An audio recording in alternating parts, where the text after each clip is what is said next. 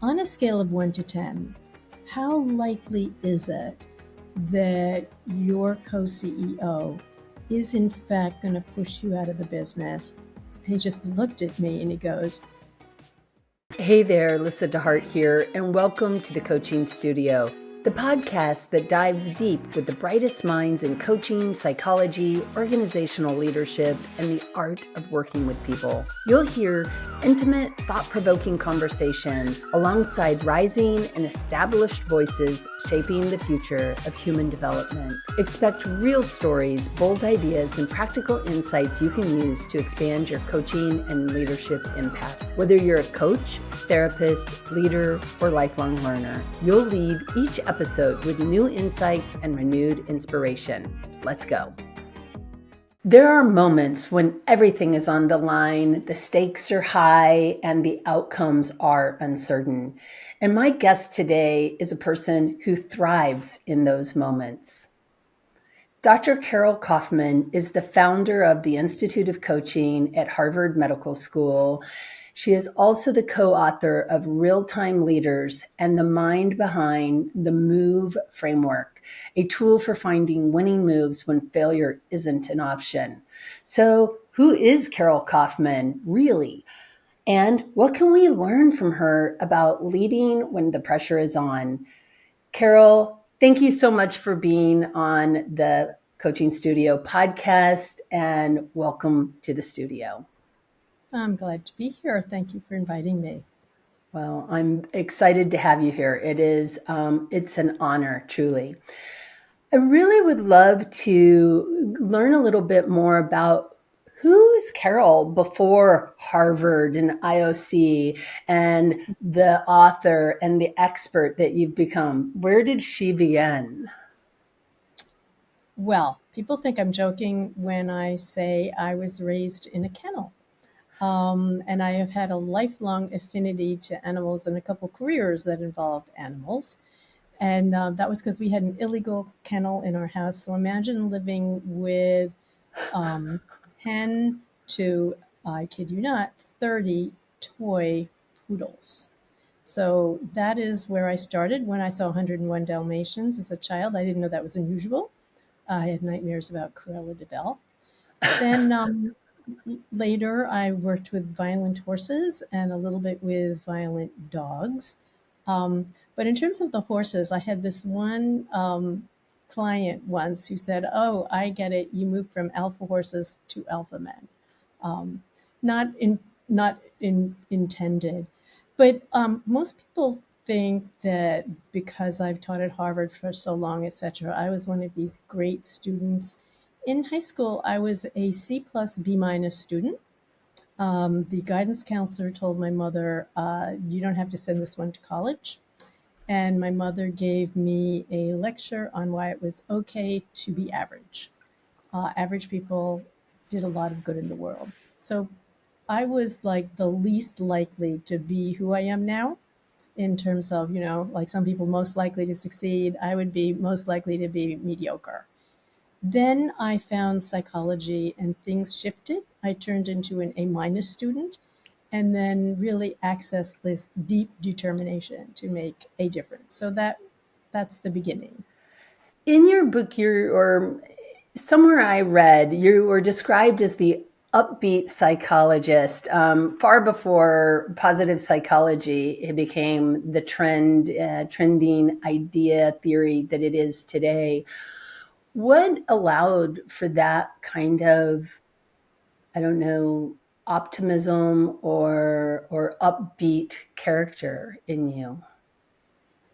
Well, I think it frankly probably had to do with my upbringing in terms of I had a pretty, in many ways, disturbed mother who also was very talented. So I think from an early age, I learned to see what was good in people and Mm. their potential. So when I started out as a psychologist, I didn't see an eating disordered borderline or a, primitive trauma survivor.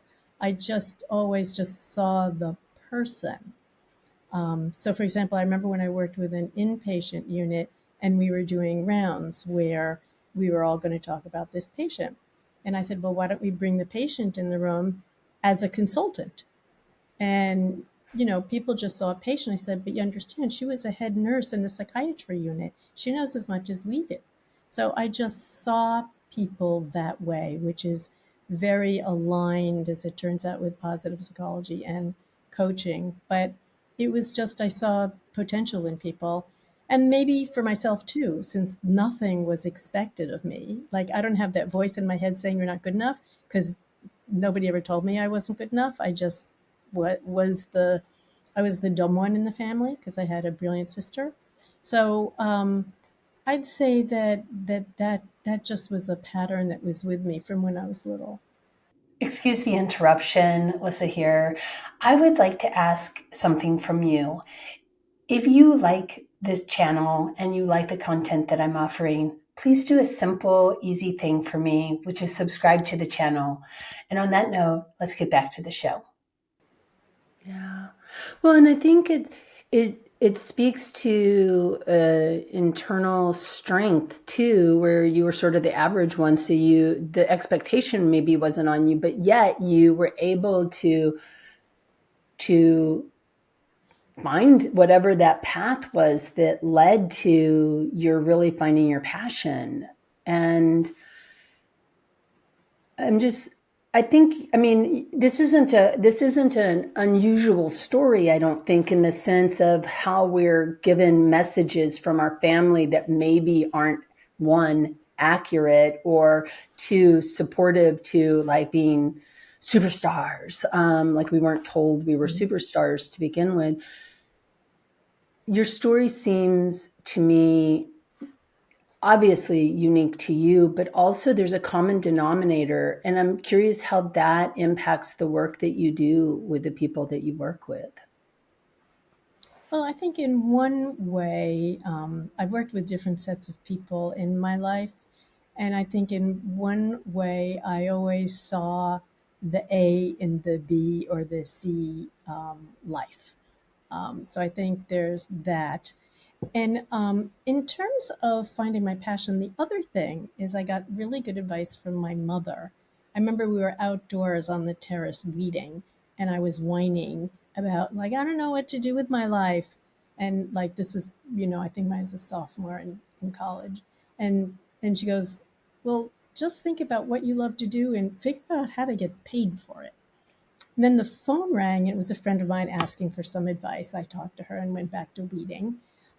Getting away from weeding at any cost was a good thing. And another person called, and then another person called, and I went, oh, that's what I love to do. And that was the pivotal moment of realizing at that point that I wanted to be a psychologist. Beautiful. Yeah. Interesting. And it also got you out of weeding. Um,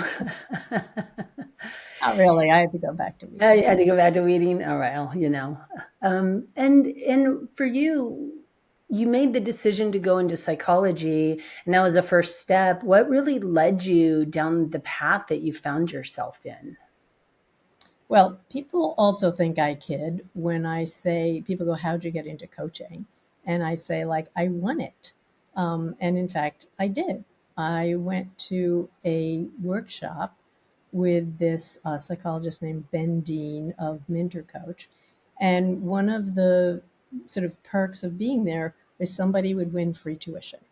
And so I won free tuition. And it was very powerful because there was immediately some follow-up phone calls and a little bit of preview to coaching, and I was really stunned how different coaching was from therapy or from my peak performance psychology practice. Was really very different. And to me, it felt like a near car accident, like I could have missed this. This is absolutely sums up my life and my strengths. And I loved it. And then it took a few years to really transition from my clinical psychology and my trauma based work over to coaching. And then from coaching to leadership coaching, which is what I do exclusively now. So this really leads to a question that I think people ask all the time, and I would love to have your perspective on it. How do you see psychology therapist as a different role than a coach? Because that seems to be a fundamental question that people are often struggling with. Yes, well, I think in coaching, having a background in a scientific approach and evidence based is helpful. And I know certainly at the Institute of Coaching, we believe that and do that and teach that. We even have a mental health literacy course for coaches. In a nutshell, I think that as therapist, you follow the trail of tears with the goal of healing. And in coaching, you follow the trail of dreams with an aim of an optimal life. And of course, healing happens. Just like in therapy, optimal life and increased performance can happen. And the way I think of it is imagine two houses. Um, and there's the therapy house and the coaching house. And a lot of what's inside those houses is similar, but the difference is what's your intention. Mm. So, my intention is to pull out the best in this person, make some offerings, and that's my intention. Identify the dreams and follow that trail versus the intention. So even though the houses may be similar, the rooms are different. And it is a very different headset. And I think that coaching is the most shame free mechanism of change that exists as you create a one to one egalitarian relationship rather than I am the therapist who is ideally healthier than you and will be dispensing wisdom to you. Yeah, fingers crossed. It aligns very much with the thinking that I have as well, which is I consider therapy as sort of this movement from, whatever the trauma is to functionality, and then from function to like thriving. But I will be honest with you, I'm totally stealing Trail of Tears and Trail of Dreams. I will credit you, but I love that metaphor or analogy for the movement, and this idea that the houses are similar, but there's a different purpose, honestly, to like the different furniture required in order to support the thinker to whatever their next steps are. I also think there's this element that I'm hearing in your work about the autonomy and the agency of the person who is the work is being done with. And when you think of like a non-formed ego state where everything is external to me and I have no agency at all, and that movement towards I actually have power is a bit of what I'm also hearing, to that healthy, fully formed ego state. I don't know. I mean, does that land with you, or is that what is your thought Yeah, on that? that completely lands. And it's also very aligned with Bob Keegan's work in vertical development, where you start out with socialized self, and what I'm driven by is what people think of me, fitting into society and success. And therefore, if you don't look further, you can then have your midlife crisis when you're 50. But there's socialized self, and then there is self authored. And what drives me is what do I think of things? I want to find my place. And then the the next level is self-transformative, where in fact, first of all, we always have some of them. I mean, I'm not primarily socialized self, but if somebody gives me a sneer, I'm going to like not necessarily transcend it. But the self-transforming is when you know what you think, but you also know the limitations of what you think, that you think is impacted by your context or other factors in society and in history, and that's informing how you think. Yeah, and as you say that, it leads me really to the curiosity of you work primarily with leaders.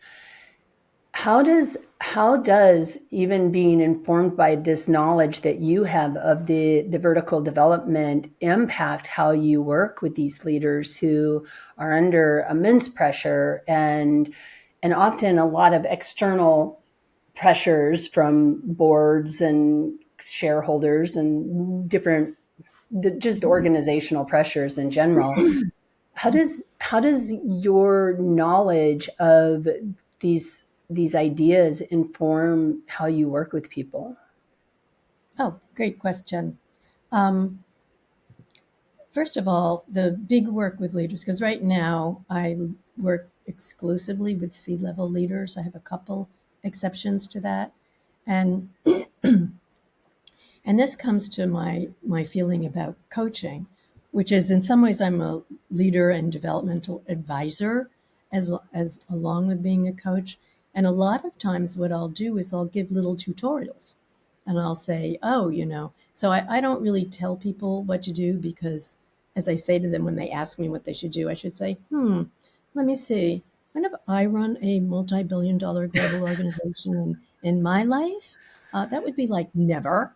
Then I go, that said, and then I'll ask something. So I had one person, for example, he beautiful beginning to a coaching, which was he was told he couldn't be CEO until he had a year of coaching with me. That was from the board. So he put it off for 6 months, and then we start. By the way, very first words out of his mouth. Okay, so let's say you're him, I'm him. and I'm saying, "Well, hi, I'm Carol." Before you even tell me who you are, you go, "How long is this going to take?" That was the beginning of our coaching, which is the first lesson in coaching CEOs, which is leave your ego at the door. If you're leave your socialized self completely out of it, because if you're trying to prove you're smart or whatever, you are in trouble. Anyway, I said something along the lines of, well, actually, I believe coaching fits into what the client needs, not that you fit into what I need. But I'm curious, like, what's going on now? So then I got like a machine gun worth of things, like of what's going on in the market share and everything with difficult and with the largest company. And then he said something, and I said he was talking about a meeting. I said, well, how'd that work out? And he goes, well, my most valued report quit. And so the coaching began when I said, would you like that to not happen again? And all of a sudden, that's the moment he began being coached. But it began, I said, let me give you a tiny tutorial.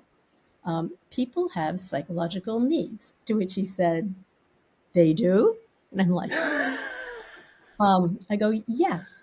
And they are autonomy, relatedness, and competence, ARC. That what you can do with your people is give them some autonomy, really make this safe and the relatedness, and let them unleash their competence. And so, in that little nutshell, was self determination theory.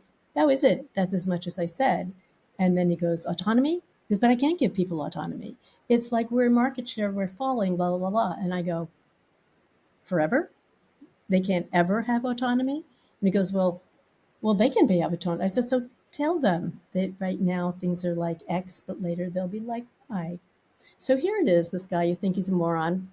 Um, and so then we talk some more about psychological safety and autonomy. And he goes, wow, I better change my approach to the board. I'm bringing the, the leadership team to the board. Okay, then two weeks goes by, and we have our next session, and I'm like, yeah, does he even remember what we talked about? Mister, what time is it? And I said, so how did it go? And he goes, oh, they said it was the best boardroom meeting ever. I'm like, what'd you do? And he goes, well, I remembered what you said about this psychological needs thing. And so when we were sitting around the boardroom, I imagined each member of my ELT as a 10-year-old. And I thought, well, what does a 10-year-old need? And so what I said to them was, listen, I'd like you to shine at the meeting today. And you just need to know that no matter what happens, I'll have your back. People can surprise us. And he said some of the ELT like cried because no one had ever said to them. But sometimes these tiny tutorials with these very bright people. So one thing is in therapy, it really takes about a pound of work to get an ounce of outcome. These people have had hard lives. They're swimming against the tide. With this group, an ounce of input leads to a pound of outcome because they're extremely resilient, really smart, lots of life experience. But again, if I had reacted to the hello, like, you know, make it quick, girl, that insight couldn't have happen. That couldn't have happened. And I just thought same as him. I thought, yeah, if I worked all my life to be a CEO and I was told that I had to see some lady to before I could become a CEO, I'd be a little cranky too. So I Mhm. just took it as he's cranky. Understandable. So it didn't bother me. Well, and that nothing is personal is really important, the leaving your ego at the door, because if you had also responded to the how long is this going to take, my guess is I'm just extrapolating here but from my own personal experiences, but you're going to overcompensate and try too hard, and you would have lost him Mhm. completely as well because your ego state needed to match a calm, healthy ego so that he didn't look at you and go like, oh my god, who is this woman, and you could just show up fully as yourself with what you had to offer. Brilliant. Yeah, it is fascinating how people change. Also, I love that like an ounce of information can lead to a pound of change with really smart people. I hear coaches say often, especially the ones who do a lot of advising and a lot of consulting, that they need to tell people what they think all the time. And I struggle with the fact that, to your point, I don't run a several billion-dollar organization. So I don't have that framework. So honestly, and it doesn't matter. I don't know what they're capable of. I don't know what their strengths are. I don't know their past experiences. So me deciding for them seems like a lot of hubris on my part. And also, to your point, people who get into those positions are rarely dummies. They're usually incredibly smart. And so, like, what are we assuming about them if we think that we need to tell them what to do versus give them a little snippet of information that might be useful in the way that they're thinking about or making decisions? I don't know what Mhm. your thoughts are there. Well, I believe in making offers, Yeah. not telling them what to do unless they're about to do something that's career damaging. You're going to tell the board what? I don't think so. Like, have you thought about it? Pretend you're a board member now and listen to this. But even then, I'm not telling them what to do, but I will often make an offer.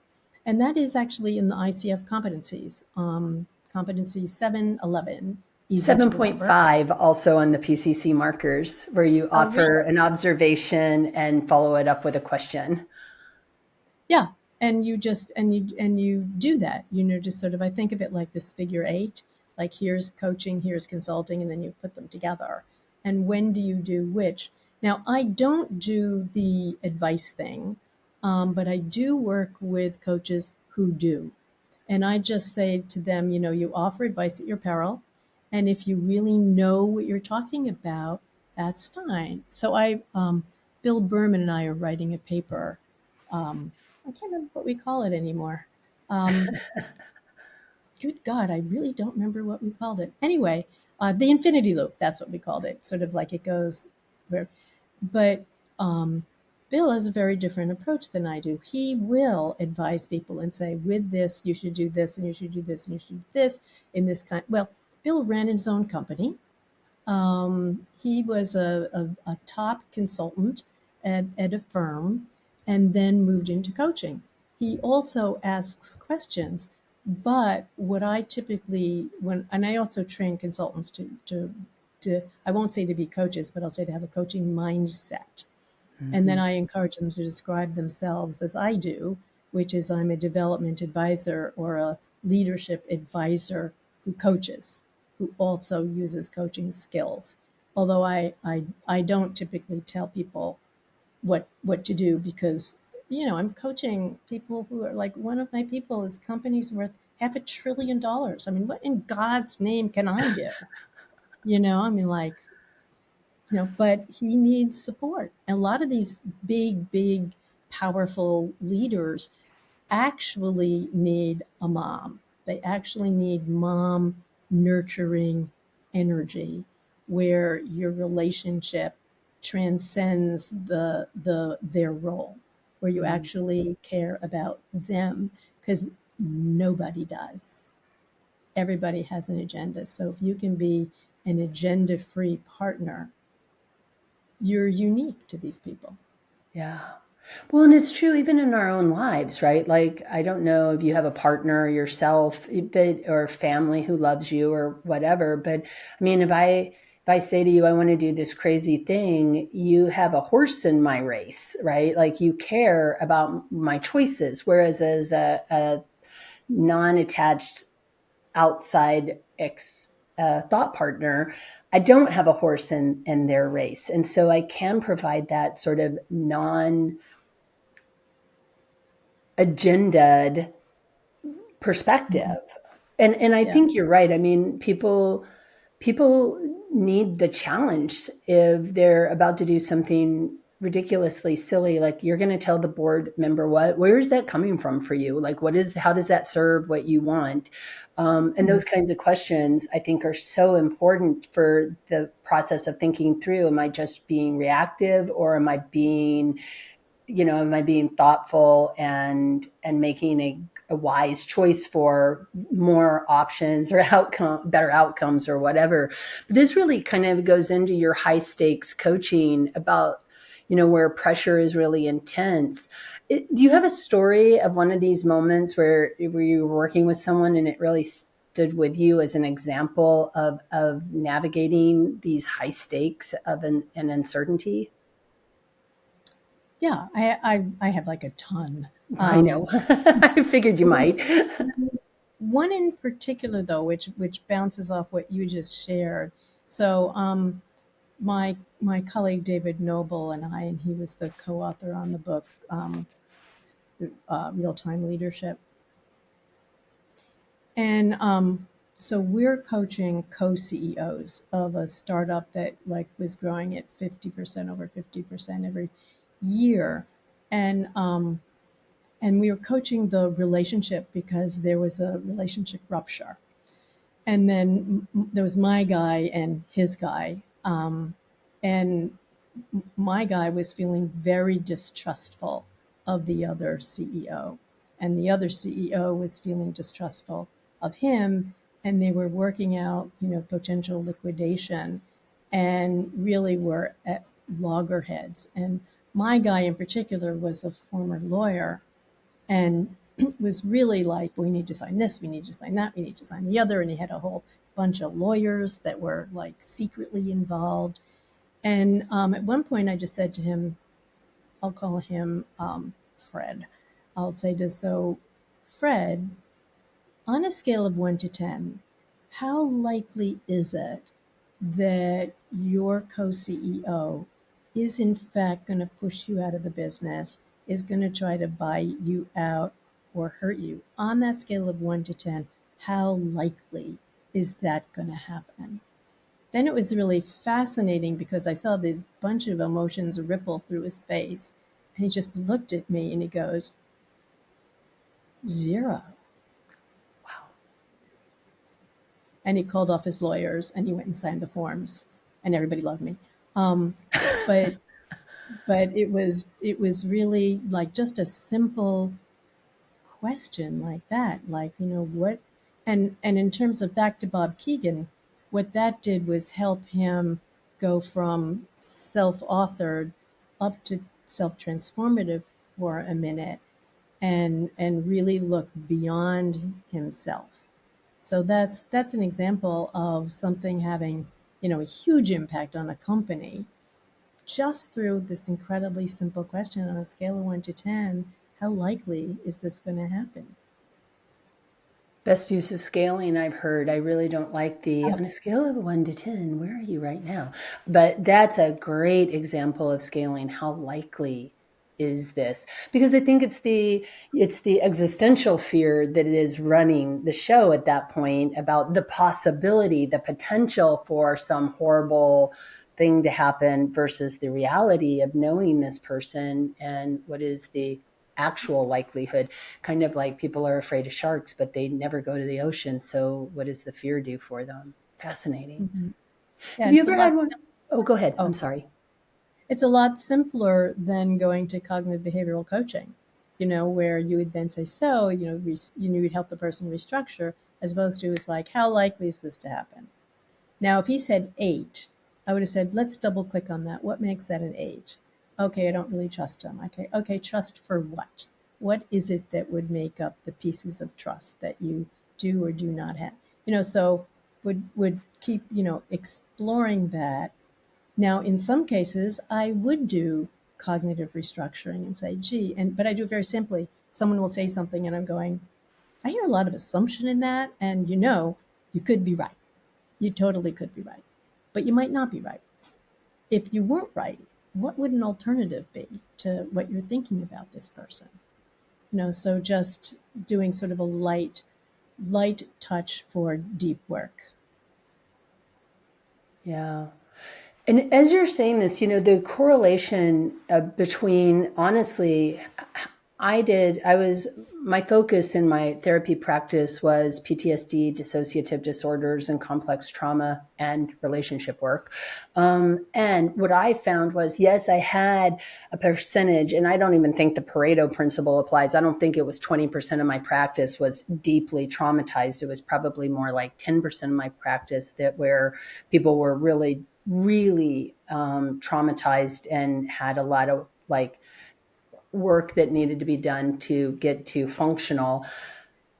Mm-hmm. What could a therapist take away from this, and what benefit would a therapist have from learning more coaching skills? Okay, I think probably just sort of stepping back and looking at the person in a different way. But I'd say not to do one or the other, but to expand your repertoire of Mm-hmm. how you're thinking about someone and ways of deep working that are very matter of fact. So I had someone recently who completely freaked out about an event where they were basically told to shut up and sit in the corner. And so we went through all of what that was like. But then there was like more activation than made sense. So some people go, so listen, what were your feelings about that? It seems like there was like blah, blah, blah. And that's fine. But that's more trail of treers, etc., which coaches can do. It's just, and I'll tell you later what I think coaches can do when they get trauma material at them. But with this person, I just said, and I do this a lot when they'll talk about something. So I say, "Oh, when was the first time you ever felt caught, put in a box?"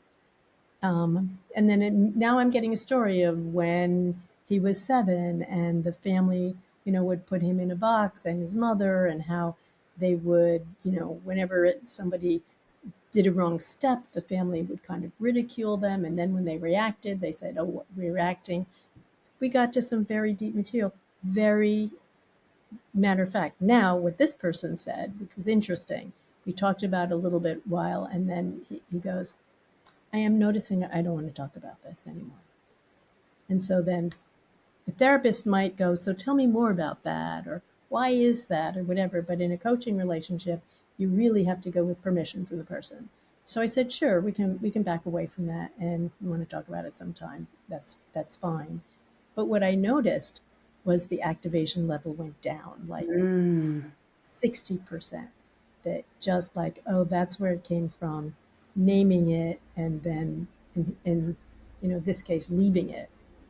I think that permission piece is so crucially important also because I've had a client situation where the client was talking about something and I go, is there a deeper conversation we need to be having about that? And they responded with no. And I go, okay, great. Then where do we go next? And I think what you're talking about is when we hear I don't want to talk about it anymore, when we hear the no, if we're continuing to push that button, we have stepped out of coaching. We've stepped out of partnership. And I Yeah. think therapists could really benefit from learning that also, because if you're in that state of dysregulation, not having that psychological safety, how useful is the conversation going to be anyway? I But I mean, also think it's very different. I had a very, very intense trauma. I'd say 90 to 95% of my, at that time, patients were multiple trauma survivors. A lot of them had dissociative identity disorders. They would find themselves in restaurants and not know how they got there. yeah. Um, and and ironically, one of my patients is the one that flipped me into peak performance coaching, very poignant, this very beautiful woman. You know, part of the coaching, part of the therapy would be her sobbing, like in fetal position, and the other would be how to manage her one woman show at the Museum of Fine Arts. I mean, but once she said to me, the Olympics were on, and she said, did you see that interview, blah, blah, blah, where they were talking about the kind of concentration they need to be a figure skater and that intensity?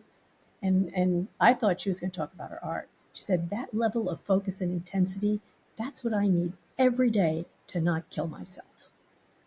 It was like, wow, her peak performance on a daily basis was staying alive. That's when I realized as I was actually doing peak performance training with all of my clients, that's what I was doing. And then I sort of segued into actual peak performance coaching with well, peak performance training, really, with artists and athletes and whatever. But I think I do want to say something about what coaches can do when they get trauma material. Yes, Because please.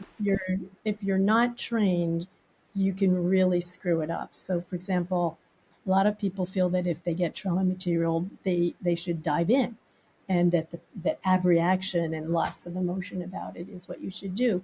And I'm like, angels rush in, I mean, fools rush in, where angels fear to tread. But you get the material in front of you, you can't say, well, as the coach, I don't want to talk about that, or you should go to a therapy. Like, that's beyond me. What question really is the coach's question at that moment is, could you tell me, like, first just empathy, like that sounds like amazingly difficult. Could you tell me, how is it you feel that your leadership has been enhanced because of the experiences you've had? And you flip right there, because and I even flip there because if I have a coaching relationship with someone, I don't have a trauma relationship with them, even though I could do it and I'm board certified in it. I still don't go because you have to go with the house you're in. And again, back to that, I'm in the coaching house. So I'm Right, not going to do the therapy house. Um, and I think people should be careful about that, but not run away from it, but right. redirect. How has this helped you? What meaning do you have now because of this? Or more empathy with people. What's your sense of how this has made you a better person? And go there so you're not ignoring it, but you're not doing the deep dive that you're not equipped to do. Yeah, tell me more about that terrible feeling you have. I think what's showing up as you're talking about is I'm thinking of Boyatzis and Jack's work around the positive emotional attractors and the negative emotional attractors. And really, that negative emotional attractor of diving into the trauma is one, not motivational in a brain, but two, you had mentioned earlier about shame and the reduction of shame. But I think with trauma and with shame, those are the easiest things to trigger in a person who's traumatized.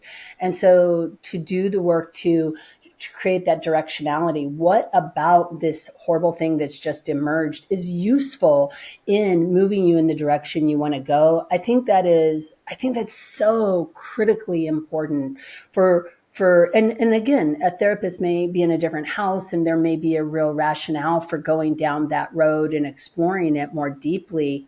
I still believe with permission, but I think for the coaching house specifically, we need to have, like, how has this served you? What have you gotten from it that's going to be useful as you move forward in the direction of your trail of dreams, right? Whatever that happens to be for that human being. Yeah, Mm-hmm. that's And there's also a different language for trauma in the coaching world, and that's the work of a number of people. But Bill George with authentic leadership, a lot of the research is on transformative leadership, and that's the concept of a crucible experience. And so a crucible experience is one that is so painful and so hard that it transforms who you are. And then when you've had it, you either become a better person, you stay the same to make sure you avoid this ever happening again, or you become less competent and or tank. But being able to reframe it as, a crucible experience, and if you can find a leader who hasn't had a crucible experience, I will say you just haven't dug far enough. right. Every There's no unicorns. Yeah, I find it very interesting because I've now, I don't know, I've probably had deep conversations with at least, I don't know, 200 leaders. and not one doesn't have a crucible experience to talk about. And so that also normalizes what people call trauma. I love that. I hadn't thought about it as a crucible experience until this moment. I'm thinking of David Snarch's work around, relational, relational issues, and he talks about the crucible of a relationship, and I think that really speaks truth. I've never met an interesting person, frankly, who hasn't had one. I think we all have those pivotal moments in our life that just change everything, and how we meet that moment as either the hero or the victim, or we just bounce out, or whatever it is. However, in anywhere on the spectrum in between, it becomes part of our narrative and how we see ourselves within the world around us.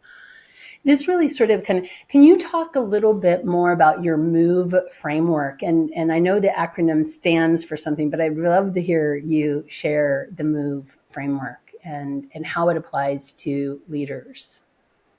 Sure. I mean, it came out of a conversation that David Noble and I had when we were trying to figure out what were we doing that was helping people. And we decided, well, we'd make a list of our frameworks. Because a lot of coaches have, I use this framework or I use that framework. Well, we went through and had 107 different frameworks that we pull on. And so we were thinking, okay, well, that's not useful to people. So David, bless his heart, put them into categories. And we first called them something very boring, but then we made them something more interesting. So it's MOVE. M is to be mindfully alert. Now, this is not mindfulness. This is being mindfully alert. It includes mindfulness, but it's more mindfully alert the way an athlete is. What's going on inside you, outside you, and around you, and being at that high level of alertness. Then O is to be an options generator. This goes from the work of Rick Snyder and something called way power, which is you can have willpower, but if you also have way power, you're much, much more likely to meet your goals. And in there is something called the four stances, which I can describe later. Then V is for your vantage point. You always have to be willing to check your vantage point to make sure it's right. And in it, in the book, we have like 5 or 6 different ways you can check is your vantage point on or off. And then E is to engage and affect change. So those are different theories of change. Things like, as a leader, what can only you do to affect change? So now I'm going to go back to the M and the O. So M is to be mindfully alert. And that's where we came up with the idea of three-dimensional leadership. So you need to be alert to, in terms of what's around you, which is what are your external demands? What do you need to do? Then what's going on inside of you, which is who do you want to be? And then how do you need to relate?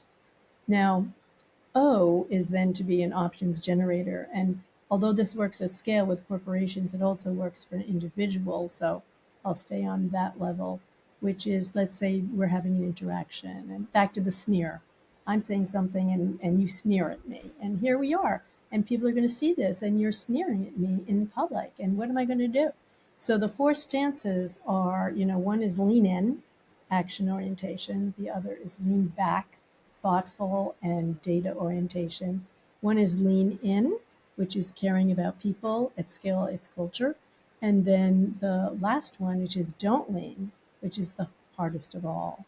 So leaning in, Lyssa, what's going on with you? Okay, so I'm leaning in, I'm active, I'm directive. You know, if I lean back and I'm more thoughtful and I go up onto the balcony, I might be thinking, what's going on with Lyssa? And I might say to her, oh, Lyssa, it seemed that you had a thought about what I was saying. I'm curious to know what it is. Okay, now leaning with is sort of caring, which could go a couple of ways. One is it could suddenly be that person becoming happy becomes your entire goal and you ignore everyone else. Um, or you could either say, you could decide, oh, I want to talk to so and so later, or you could say, oh, listen, I'm sorry if this doesn't work for you. And then don't lean is reflection first, which is you don't do anything. but you don't get activated, that you're able to sort of pause and reflect. And this is the hardest one of all. Now, the way that it's different, because people go, how's lean back different from don't lean? Um, when you're leaning in, you're doing something. When you're leaning back, you're thinking, but you're doing something. If you're leaning with, you're doing something. But when you don't lean, it means you just open yourself up for this reflective space. And what you want then is ideas to come to you rather than be producing the ideas. And so it's sort of like, how do you do on purpose the kind of insights you have, like when you're running or in your shower, you go, oh, I didn't know I knew that. But, but, don't lean is a way to do that, to make space in the chaos. And you Mm-hmm. can do it for just a couple of minutes, because everything is just so fast paced in this world. But that's the O. So the mindfully alert and the O for the options generator. That's brilliant. And yeah, that the not leaning or the not doing anything, the being in that neutral state, I I think of like that gap between, reactive and I forget what the other side of reactive, non-reactive, but like it's in that gap where you just take a pause and you really allow the information to come in, and you're also self-regulating, probably like what is really going on with me as I hear this, so that I can have when I do finally decide to do something, I can choose a response Yeah. that's going to be more useful. And this is, I think, to your point, crucial, not just for leaders in large organizations, but for every human being on the planet. Probably this is fundamental to how we move and navigate the world around us. You Is know, there what any I part? Oh, go ahead. what I didn't realize until I was done with the book and I couldn't like claw it back is I'd actually written a parenting book. So if you go through the Yes. entire book about, like with your teenager, do you lean in? Do you lean back? Do you lean with? Do you not lean? With your teenager, are you thinking, what do I need to do? Who do I need to be? How do I need to relate? So it all works. So anyway, yeah, I wrote a parenting book and didn't know it. I think you've probably written a marriage book as well, and any relational book as well. And it's sort of like the Gottman work around, the leaning or moving towards, moving away, moving against. I hear elements of that in the work also, because how we respond to things and how we react to things changes the outcomes we're going to get every single time. Even if it's just energetic, I don't have to actually say something. But to your point, if I go, as you're saying something, the energy of what I've just demonstrated is going to impact you and your response to me, right? Right? You want to be in control of your mirror neurons, basically. Someone Yes, you really want to activate be in control mirror of those. neurons, and someone can invite you to feel something, but only you can accept that invitation. Excuse the quick interruption, but I wanted to make sure that you knew that you were invited to my monthly Coaches Q&A. It happens every third Monday of the month, and we talk about all things coaching. We talk about coaching demos, we talk about competencies, we talk about what to do with resistant clients, we talk about all sorts of things. Plus, we have an added networking event at the end of it. So you are invited to join this community. I would love to see you there. And on that note, let's get back to our regularly scheduled programming. Yeah. Yeah. I taught anger management with the military for 7 years. And I used to say to them all the time, look, anybody can invite you to the party, but you get to choose whether you go or not. Mm, And it is the same sort of thing, right? exactly. Yeah. Is there any part of the move model that you personally have struggled with that was made it even more relevant for you personally? Yes. Oh my goodness. There's so many examples of that. Uh, so, which one should I use? The one that is my go-to is, who do you want to be right now? And it's very sweet. Marshall Goldsmith and I were involved in a group together. And I just sort of said that as an aside. And he goes, wait, stop. He goes, I've read 500 books on Buddhism, and that's the best question on Buddhism I've ever heard, which is that combination of like, am I being the person that I want to be right now? And that I use a lot. Um, so it's one of the best cures for crankiness, but it's like a couple of things, like you're online and the cashier is talking and talking, and you're in a hurry and you're about to go. It's like, okay, who do I want to be right now?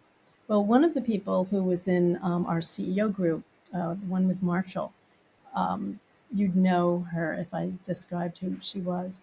But it was really interesting because what I suggested they do is practice this. Who do I want to be right now before every single meeting they had? Now, this is back in COVID. And so she described the next week or so that she'd had an ungodly day. It was like 16 Zoom calls. And she said, you can be sure before that 16th Zoom call that I just wanted out. And I was, I would go in and, just get through it and go. But she said, I stopped and I asked myself that question, like, who do I want to be right now? And our brains are fast. So she just like, who do I want to be right now? Opened up a little part of her brain. And the thought that jumped in was the least important meeting of my day is the most important meeting of theirs. And a very different CEO showed up for that meeting. Yeah, that's a mind shift. Yeah, exactly. This is, Yeah. I'm so enjoying this. Um, you are a professor at Harvard. You run a coaching program there, and research is something that I think is really crucial, and you have done a bunch of.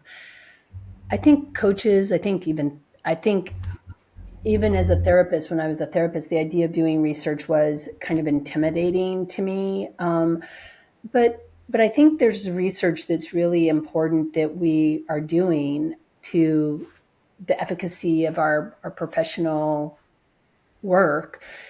How might somebody begin to dive into, or at least put their toes into, some research around their own work?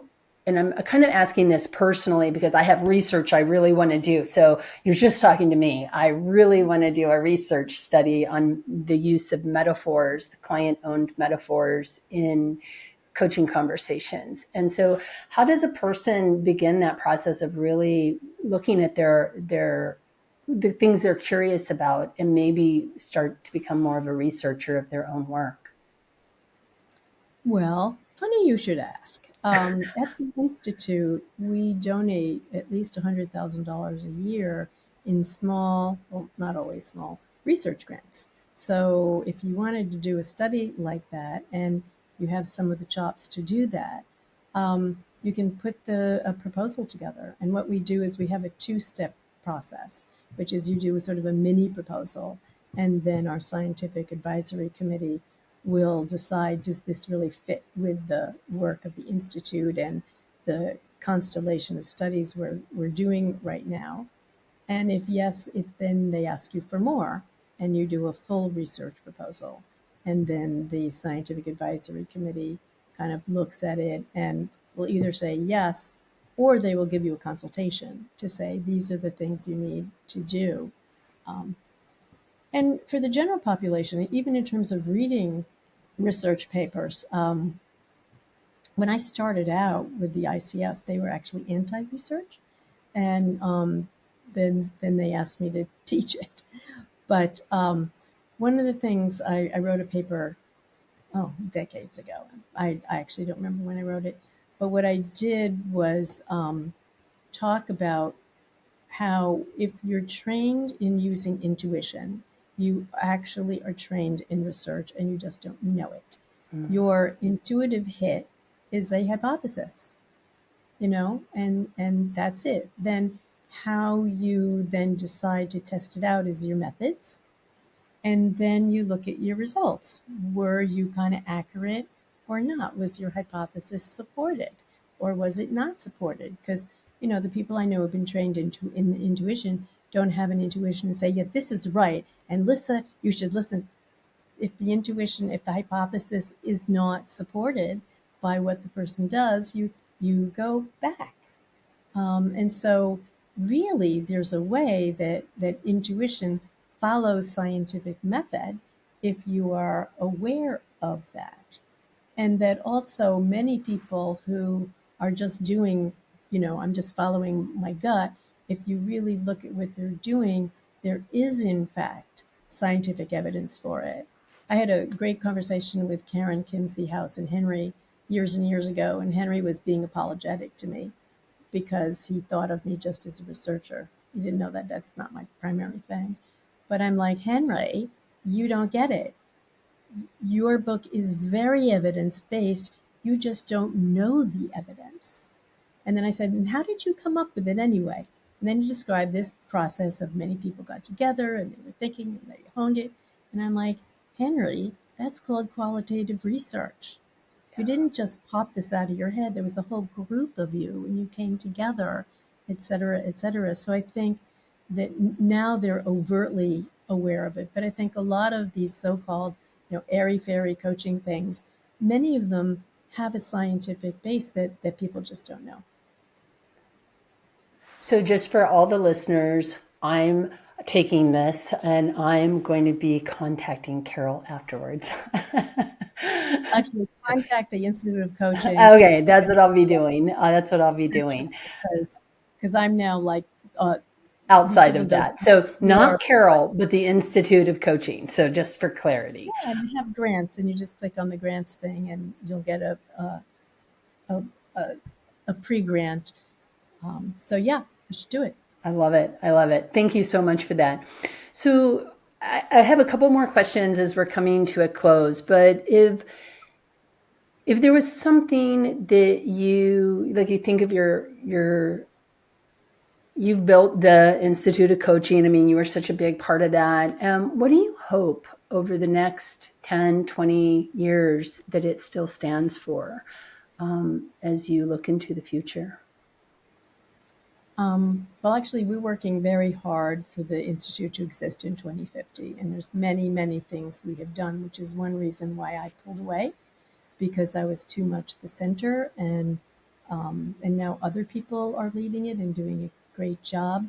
I'd say what we want to do is bring together the art, the craft, and the science of coaching to create a professional body of people who are practicing coaching and really you know, being able to bring those together because coaching needs to be evidence based and to just know some of the evidence behind it. It is an art, but you have to translate the theory, the research, and the art to best practice and and going from there. So I'd say we would stand for bringing all of those together. There's that sign again. Yeah. Love it. When people think of you in the future, what do you hope they'll say about you? I hope that people really love the next book that I'm going to write. That's what I hope. And we'll see. I'm just starting it now. And well, I have a few hundred pages of notes, but just finishing up the second and third chapter and then send it off to an agent and see who wants to buy me. There you So, go. but you know what? I actually don't like that question Okay. in terms of not your question, because yours was more interesting, but the one about legacy. Like, what do you want people to say about you at your future? About you at your funeral, rather. And I would rather, that's a socialized self question. What I Yeah. really want to do is on my deathbed, I want to feel like I had the relationships that were right and I worked on them, that I lived a full life and not half a life. So for me, it would be more like, what do I think Yeah. So of my when you life? look in the mirror, this will be the changed question. When you look in the mirror for the last time, what do you want to say to yourself and be proud of about yourself? You did good, kid. That's beautiful. I have a just a thing that I do in each show is I ask a question for from the past guest to the future guest, and I have a question for you as we're going into the closing. What is a small, repeatable thing that you do in the moment that makes a big difference in how you show up as a person? Great question. Thank you, whoever you were. Um, I've said it already, which I do all the time, every day in any situation. I'm like, who do I want to be right now? Do I want to be that person that's cranky? Do I want to be the person who, when my husband says, "Come on, let's go," I go, "No, no, no, no, no," or to pop up. I had something called a pop up campaign because I always get so involved in my work, pop up or hop up. But that's the one. Who do I want to be right now? And that one, I challenge everybody, ask yourself that before every single interaction. Try to ask it yourself I'm 80 totally times. on board with it. I will be 80 asking times a myself day. that before I do everything, at least for the next week, to see how what I notice, and then that's how I Mhm. end up incorporating things into my life for the long term.